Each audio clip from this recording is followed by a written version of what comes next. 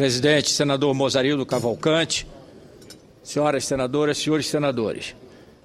Retomamos hoje, senador Mozarildo, os trabalhos da sessão legislativa de 2014 e venho à tribuna para fazer um comentário, senador Aloysio Nunes Ferreira, da forma como este governo que aí está, da presidente Dilma, gasta os recursos que são buscados junto à sociedade brasileira.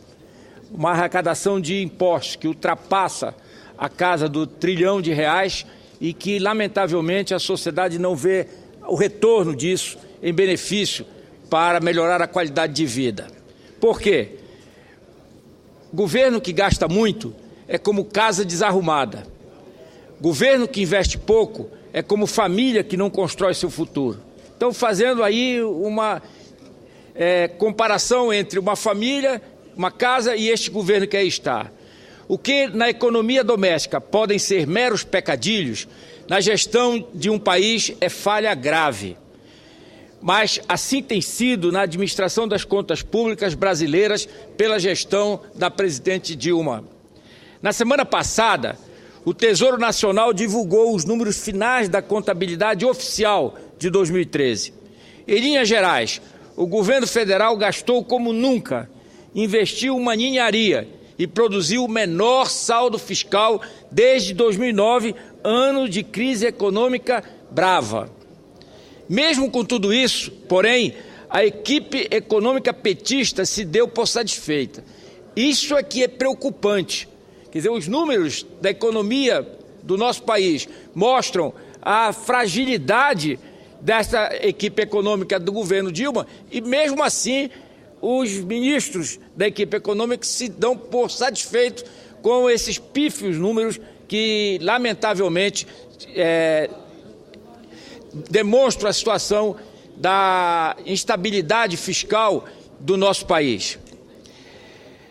O superávit do governo central fechou em 2013 com 77 bilhões de reais, levemente acima dos 73 bilhões acordados.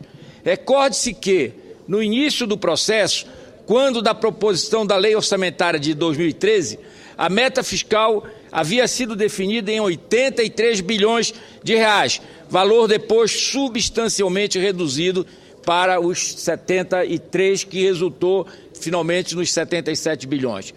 Parece incrível que, a despeito de toda a desconfiança, o governo Dilma tenha conseguido entregar o que a duras penas prometeu. E é incrível mesmo, dos 77 bilhões do superávit, a economia efetiva de despesas representou apenas 21% do resultado, conforme calculou o Estado de São Paulo. Ou seja, o esforço fiscal real da gestão petista não passou de 16 bilhões de reais no ano passado. Tudo mais, equivalente a 61 bilhões, que somado com os 16 dão os 77, veio de receitas extraordinárias. E é bom que o Brasil tome conhecimento disso. Não foi esforço fiscal do governo, foi receita extraordinária que vieram fazer com que o governo, ao final do exercício, pudesse, então, levar esse superávit de 77 bilhões. Como foi composto isso? Como foi composto isso, senador Aloysio? 22 bilhões vieram das concessões, principalmente os bônus do Campo de Libra. 21,8 bilhões de débitos de empresas renegociados com o fisco, que foi o Refis.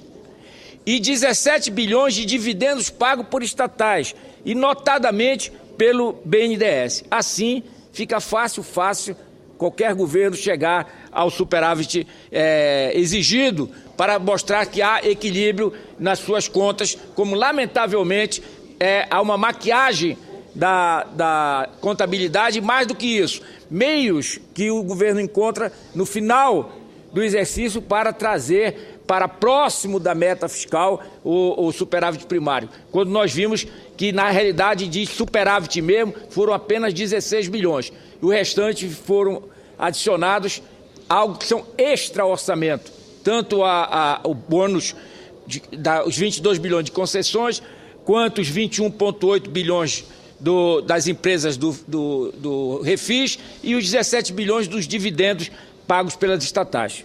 Senador Aloysio, com muita honra, a parte de Vossa Excelência. Obrigado, senador.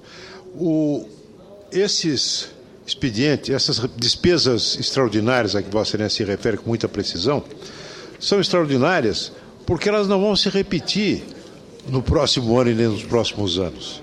Elas acontecem uma vez só e não vão se repetir. Portanto, elas não conseguem esconder a fragilidade estrutural, não é, da condição fiscal brasileira. Isso a presidente Dilma pode dizer o que quiser, vai a Davos, vai na televisão, manda mensagem para o Congresso para tentar tapar o sol com a peneira e não consegue. Mas houve um expediente, senador Freixo, eu gostaria de lembrar a Vossa Excelência, de que o governo se valeu para apresentar contas, digamos assim, mais ou menos em ordem, não é? Que é cruel, que foi o adiamento de transferências para a área da saúde dos estados e municípios. Transferências que deveriam ocorrer até o final do exercício passado, portanto, dezembro de 2013, e que o governo, para fechar o ano de 2013 com contas mais ou menos apresentáveis, adiou para este ano. E com isso, muitos municípios e muitos estados não tinham como pagar fornecedores, folha de pagamento, gente que precisa receber e que não tem como deixar para mais tarde. Então o governo descumpriu a lei orçamentária ou fez um truque orçamentário para jogar para diante uma despesa que deveria ser liquidada em 2013. Isso atingiu um setor que não poderia ter sido atingido, porque já sofre muito, que é o setor da saúde. Senador Aloysio, a parte de Vossa Excelência enriquece o pronunciamento e dá novas feições para aquilo que estou aqui me pronunciando hoje. Porque Vossa Excelência tocou num assunto da maior importância, que foi não repassar os recursos da saúde para os municípios e estados. Mais do que isso também, o recurso do FEPEX, que é o Fundo de Incentivo à Exportação, que todos os anos até 2013 era repassado no exercício que estava corrente. E este ano, de 2013, foi editada uma medida provisória, no final, com 30 dias para surtir os efeitos. Ou seja, só será repassado em 2014, penalizando estados e penalizando municípios, porque 25% desses recursos do FEPEX irão para os municípios, para serem repartidos pelos municípios. Então, isso é mais grave ainda, que só aí no FEPEX são 1,9 bilhão de reais. O superávit de 2013 equivale a 1,9% do PIB. Foi o menor em 4 anos e quase 13% inferior ao de 2012.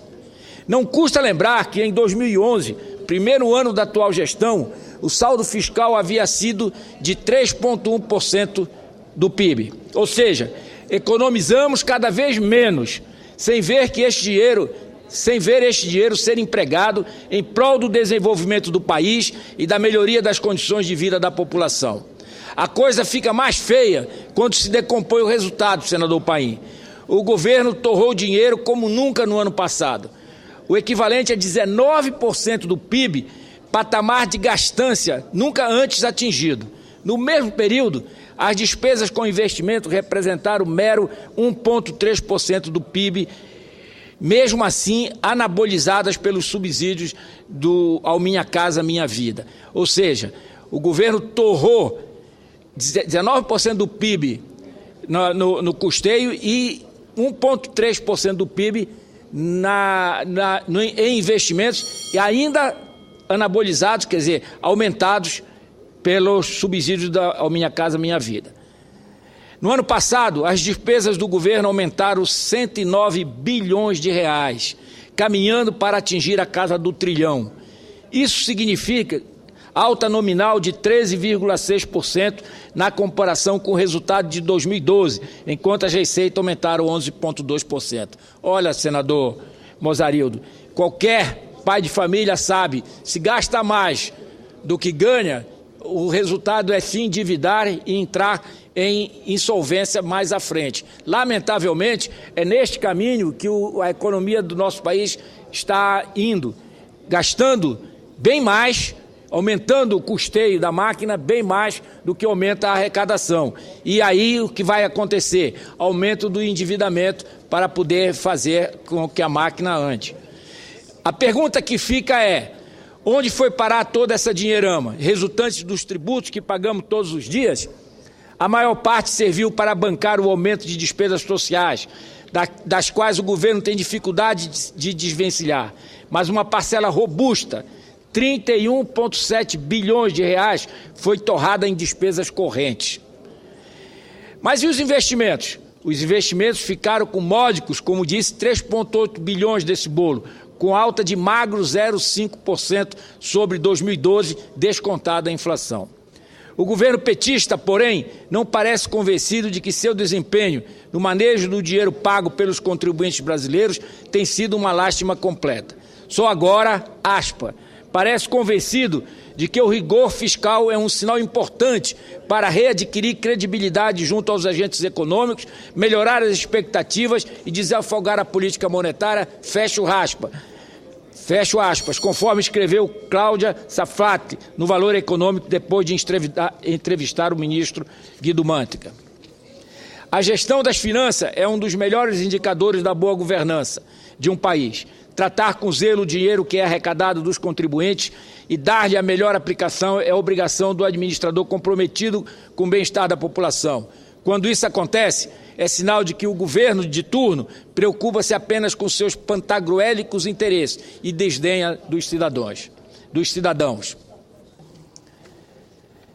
Para encerrar, senador Mozarildo, quero encaminhar à mesa. Ontem foi comemorado 140º aniversário do Tribunal de Justiça do Estado do Pará. E eu, nos termos do artigo 222 do Regimento, e ouvido o plenário, peço que seja consignado nos anais do Senado voto de aplauso ao Tribunal de Justiça do Estado do Pará pelo transcurso, no dia de ontem, 3 de fevereiro do corrente, seus 140 anos de existência. O Tribunal de Justiça do Estado do Pará realizou ontem sessão solene para comemorar 140 anos de sua criação. O Pleno do Tribunal de Justiça do Estado do Pará foi instalado em 3 de fevereiro de 1874, por decreto do imperador Dom Pedro II, com a denominação de Tribunal de Relação do Pará. O decreto colocou fim à dependência do Estado ao Tribunal do Maranhão e, por isso, a data é considerada o marco inicial do Poder Judiciário no Pará. Para orgulho do povo paraense, o Tribunal de Justiça do Estado é o terceiro mais antigo do Brasil. Começou funcionando com apenas 7 magistrados, entretanto, hoje a Corte é composta por 30 desembargadores e 295 juízes, sem contar os serventuários da Justiça. A data foi marcada com o lançamento de selo alusivo aos 140 anos, confeccionado pela Empresa Brasileira de Correios e Telégrafos. Além disso, as autoridades e personalidades de destaque que ajudaram a construir a história do Judiciário paraense foram homenageados com a medalha comemorativa do evento. É importante registrar que o Tribunal de Justiça do Estado do Pará tem priorizado cada vez mais a cidadania, tanto que a cada dia estende seus investimentos para chegar com mais rapidez e eficiência a regiões mais distantes, como as regiões ribeirinhas. Aliás, o Tribunal de Justiça do Estado foi o pioneiro no atendimento itinerante, levando a justiça aos que vivem longe dos grandes centros, às margens dos imensos rios da Amazônia. Conto com o apoio de meus pares para a aprovação desta justa homenagem ao Poder Judiciário do meu querido Estado do Pará e solicito que este voto seja encaminhado à sua presidente, desembargadora Luzia Nádia Guimarães Nascimento, como aos demais desembargadores que compõem o Pleno do TJ do Estado do Pará. Vossa Excelência será atendido na forma do regimento, senador Flecha Ribeiro.